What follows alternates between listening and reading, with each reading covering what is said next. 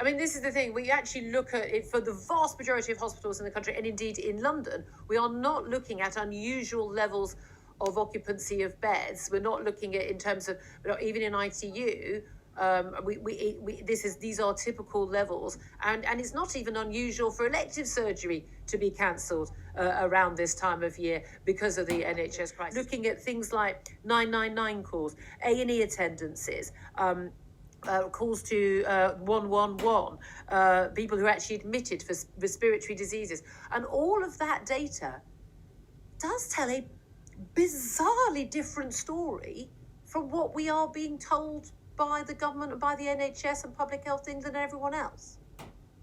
It absolutely does. And I think it's really important that all the data gets looked at.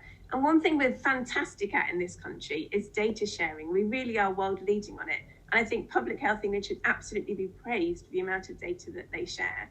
But we include all of these surveillance systems that you've just described. And if everything is as we all, as the narrative says, as everybody is believing, then we should be seeing symptoms in the community, 111 calls, 999 calls, A&E attendances, acute respiratory infections, all of those things, it should be appearing in that data. And it hasn't been. And so there is definitely something amiss there. Now, whether the latest increase is actually, some of that is real COVID, is quite hard to unpick, because if your testing isn't reflecting reality, then you don't know anymore what's real. Yeah. And I really think there's a missed opportunity, because actually there are lots of brilliant tests for COVID other than PCR that we now have available, and we're not using them. And also PCR is not a diagnostic test. I'm sorry, that's a simple matter of fact. People get angry when you say that it's not a diagnostic test. Someone having a PCR positive test does not make them a case. They may not even have symptoms. Again, those are simple facts accepted by everyone in that medical world. But when you talk about those graphs, I mean, I'm sitting there with them in front of me. They are all pretty much flatlining.